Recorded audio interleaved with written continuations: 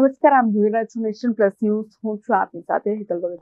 હિંમતનગર સાબર stadium ખાતે સાંસદ ખેલ મહોત્સવ સમાપ્તિ કાર્યક્રમ યોજાયો હતો, જેમાં સાંસદ ખેલ મહોત્સવ દરમિયાન 58,000 કરતા વધુ ખેલાડીઓએ વિવિધ સ્પર્ધાઓમાં રમતવીરોએ ભાગ લીધો હતો.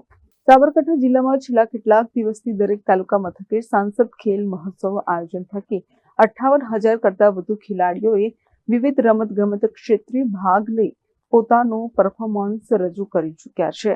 ભારતભરમાં આયોજિત સાંસદ ખેલ મહોત્સવમાં વિવિધ રમતગમત ક્ષેત્રે વિદ્યાર્થીઓ સહિત ખેલાડીઓને પ્રોત્સાહન વધે તે હેતુથી કબડ્ડી, એથ્લેટિક્સ, કરાટે જેવી રમતોમાં હજારો ખેલાડીઓએ ભાગ લઈ આવનાર દિવસોમાં યોજાનારી ઉચ્ચ કક્ષાએ રમતગમત ક્ષેત્રે ભાગ લેવાની તૈયારીઓ દર્શાવી છે.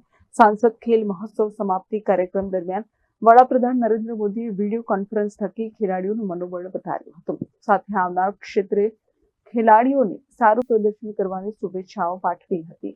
ત્યારે સાબર સ્ટેડિયમ ખાતે યોજાયેલ સમાપન કાર્યક્રમમાં ગુજરાત સરકારના મંત્રી, લોકસભા અને રાજ્યસભા સાંસદ, ધારાસભ્યો સહિત વહીવટીતંત્રની ઉપસ્થિતિમાં ખેલાડીઓને સન્માનિત કરાયા હતા. આજરોજ 25 ડિસેમ્બરના રોજ સુશાસન દિવસ પણ છે અને આજે સાંસદ ખેલ મહોત્સવનો સમાપન પણ છે. 58,000થી વધારે ખેલાડીઓએ આમાં રજીસ્ટ્રેશન કરાવ્યું હતું અને તમામે કબડ્ડી અને એથ્લેટિક્સ દોડમાં ભાગ લીધો હતો.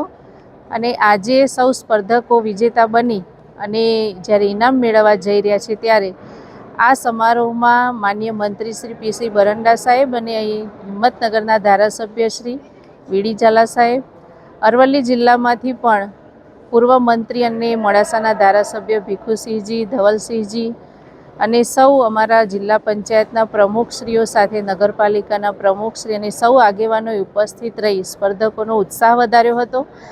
અને સમગ્ર દેશમાં આજે આ સાંસદ ખેલ મહોત્સવનો સમારોહ થઈ રહ્યો છે ત્યારે માનનીય વડાપ્રધાન શ્રી નરેન્દ્રભાઈ મોદી સાહેબે પણ સ્પર્ધકો સાથે વાતચીત કરી હતી અને એમના લાઈવ માધ્યમથી સૌએ એમનો કાર્યક્રમ પણ જોયો હતો અને સૌનો ઉત્સાહ પણ માનનીય વડાપ્રધાન શ્રી નરેન્દ્રભાઈ મોદીએ વધાર્યો હતો. Jitendra Solanki, Nation Plus News, Sabarkantha. સમાચારોના સતત અપડેટ મેળવવા માટે અમારી નેશન પ્લસ ન્યૂઝની યુટ્યુબ ચેનલને સબસ્ક્રાઇબ કરો, બેલ આઇકન દબાવો અને જોડાયેલા રહો ફેસબુક, ઇન્સ્ટાગ્રામ અને ટ્વિટર પર.